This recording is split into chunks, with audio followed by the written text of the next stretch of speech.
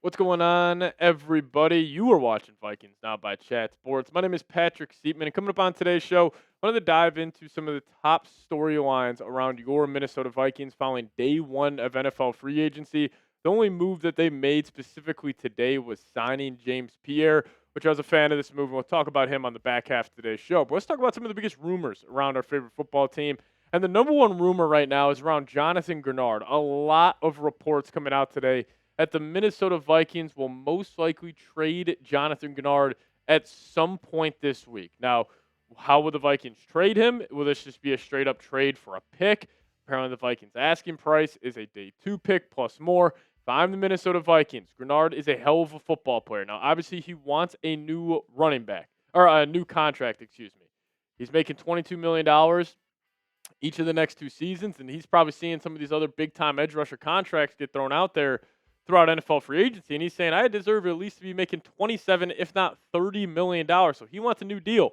But if I'm the Minnesota Vikings, I'm playing hardball here with teams in terms of trading away Jonathan Greenard because he's still a hell of a football player.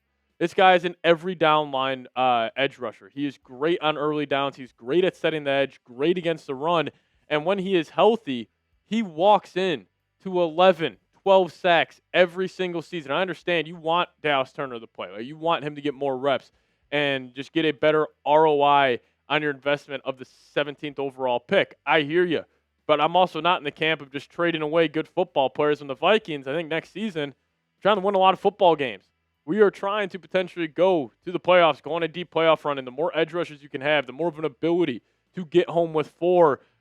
I would be very hesitant of just trading Greenard for, let's just say, a third-round pick. I would want a top 50 pick plus more, and 2 teams I'm looking out for.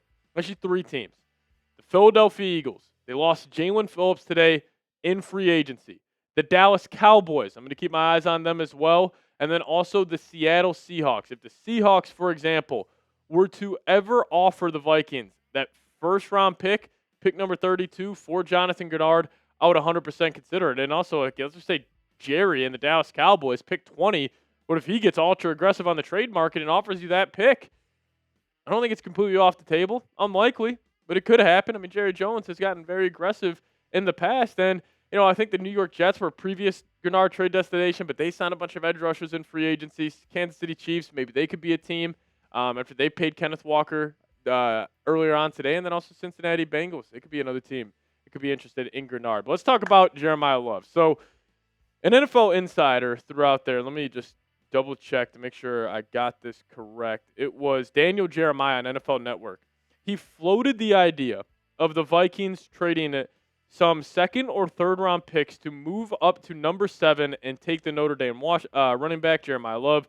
Said Washington doesn't have many picks and might be open to do it. His thought was to imagine the Vikings offense with Murray at QB, Love at running back, and the wide receivers. So could you imagine if Vikings do go out there and get Kyler Murray? You got Kyler Murray as QB1. You got Jeremiyah Love as your running back. And then you got Justin Jefferson, Jordan Addison. You still have the 2 bookend tackles. That's a hell of an offense. You know what that offense screams? When you see ESPN, Fox Sports, and they tweet out the graphic, who's stopping this offense? And it's Kyler, Love, Jefferson, and Addison, and Hockenson. That's a pretty deadly group. Now, what would it take for the Vikings to go get Jeremiyah Love? So, earlier on today, the New Orleans Saints, who were rumored to be a team that could draft Jeremiyah Love in the top 10. Well, they signed Travis Etienne, so they're off the market for Jeremiyah. You also have a team like the Kansas City Chiefs. Chiefs at pick number 9. Well, they're probably going to pass on Jeremiyah Love now since they just paid Kenneth Walker. So maybe it's a team like the Washington Commanders at pick number 7. They could potentially draft him. Maybe the Giants at 5, but the Browns won't. Maybe the Titans at pick number 4. But I doubt Jeremiyah Love falls to pick number 18. But there are less suitors in the top 10 for him than there was 12 hours ago. I would trade up for Jeremiyah Love. I would try the package, Jonathan Greenard or Jordan Addison, and that pick number 18, and see how high you can get in the NFL draft. If the Browns want Addison and pick 18 for pick number 6, I'm sending that in. And then let's just say Jeremiyah Love's off the board, well, you would still guarantee yourself either Jeremiyah Love, Sonny Styles, or Caleb Downs. So this is a move I'm interested in a whole lot.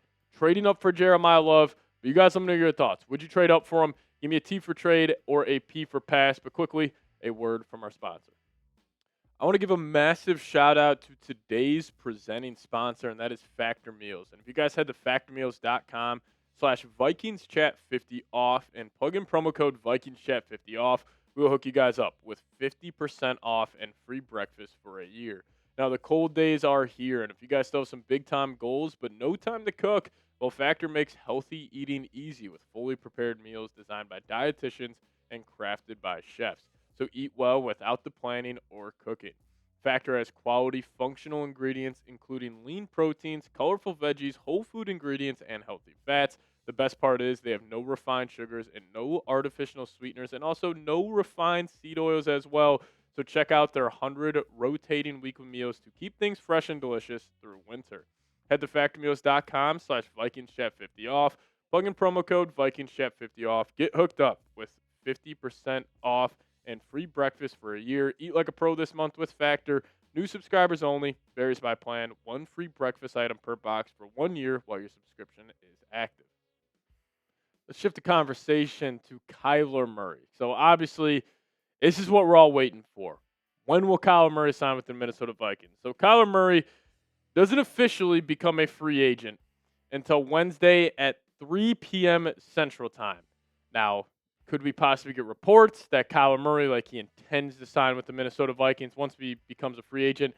Absolutely. But Kyler is still technically on the Arizona Cardinals, and maybe the Vikings are trying to avoid any tampering laws here and rules where they're just going to let this play out. And then once that new league year starts and Kyler is officially released, like then the Vikings will call and pick up the phone and try to acquire Kyler Murray. But I'll say this. I think I would be shocked at this point if Kyler Murray isn't a Minnesota Viking. Like, flat out just shocked.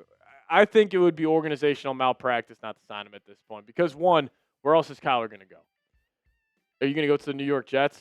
Is that where you think Kyler is going to try to revitalize his career and try to get his second half of his career going? No, he's not going to the Jets. Is he going to go to the Cleveland Browns? Absolutely not. Where else would he go? The Pittsburgh Steelers are probably bringing Rodgers back. And also you got guys like Kirk Cousins. You got guys like Geno Smith still out there. Like Kyler and the Minnesota Vikings, it's perfect. Everything is lining up for it. Now, the one thing I am nervous about is a guy like Kyler Murray potentially saying, I want to just go sit on the bench for a year. And him maybe going to the Los Angeles Rams, sitting behind Matthew Stafford for one season. That's the only team. And then it's like obviously Kyler after that, then he ends up taking the reins of the team. That's the only team out there that I think could compete with the Vikings to land Kyler. But there is no reason that he should not be a Minnesota Viking. If the Vikings decide to go for Geno Smith or for potentially Kirk Cousins over Kyler Murray, I'll be flat out furious. You guys know I'm a massive fan of him. Once we get this news, we'll be going live here on the channel. Let's recap the two moves the Vikings have made over the last 24 hours. There's Eric Wilson re-signing on a 3-year, $22.5 million deal. I like this move. Maybe it's $2 or $3 million more than I would have preferred to give Eric Wilson, but he understands the system. He's been great with Brian Flores, so I fully understand that. And also James Pierre, this was my guy the entire free agency cycle, really the last couple of weeks.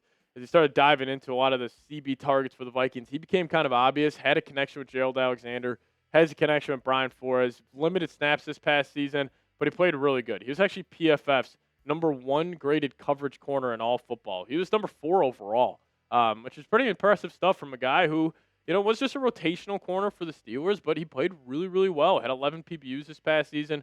Finally had his breakout year. Now he is 29 years old, so you're just probably viewing him as a veteran who could step in, play some good football next to Byron Murphy and Isaiah Rodgers, but no big-time moves with the Vikings. I think a lot of people are freaking out a little bit. I'm not. Like, we understood this offseason for the Vikes was going to be a slow grind. Like, we knew they were not going to be the team like last year where we're signing Javon Hargrave, we're signing Jonathan Allen, Willie Fries, Ryan Kelly. We weren't going to be that team this year.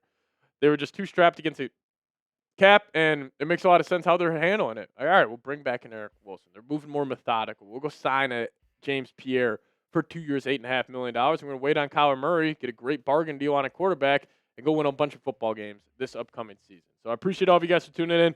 We'll be live back on the channel tomorrow. If we get anything about the Vikings tonight or before tomorrow, we'll have a video for you guys ASAP. So hit that subscribe button on your way out, and also give me those SKOLs down below. But appreciate all of you guys for tuning in on day 1 of free agency with us. See you guys next time. SKOL Vikes.